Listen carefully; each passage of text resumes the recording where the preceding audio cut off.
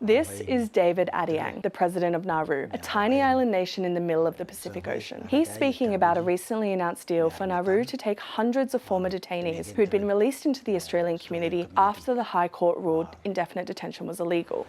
But we still don't know what he actually said about it, or much else about the deal, even though one person has already been deported to the island. Adiang's interview was posted a day after Home Affairs Minister Tony Burke first announced his plan to remove hundreds of convicted criminals from the Australian community. It covers a group of people known as the NZYQ cohort, who were previously in immigration detention but released after a landmark High Court ruling in 2023. That judgment found indefinite detention was unlawful, and because the detainees didn't have an Australian visa or a reasonable prospect of being sent home, they were let go. Many had had their visas cancelled because they had served time in jail, some for violent crimes, making the whole thing a big political headache for the government. That is, until Nauru offered to take them in exchange for money. Since then, Burke has offered up very few details about what was agreed. We don't know, for example, the exact terms of the arrangement, or exactly how much it'll cost, or when the first member of the group was deported, or who they are. Which brings us back to the video and why it's important. It's one of the few public statements either country has made about the deal. But despite the Nauruan government posting it to Facebook, we don't know what Adiang says because he's speaking Nauruan. The language is only spoken by a few thousand people worldwide, so it's really hard to find someone who can translate it, let alone an official translator. We've learnt the government does have what they consider an informal translation, but this week the Department of Foreign Affairs and Trade refused to release it under Freedom of Information laws because they claimed it would likely harm Australia's relationship with Nauru. They also said it was subject to a court suppression order, even though the video remains online. Nauru is effectively closed to journalists, so it's hard to know what conditions the 350 or so people released under NZYQ will face when they are sent to the island. We do know that they are expected to be given 30-year visas that will allow them to live and work in the community with Nauru's 12,000 or so residents, and that it could end up costing Australia around $2.5 billion over 3 decades if the majority of the cohort are successfully transferred.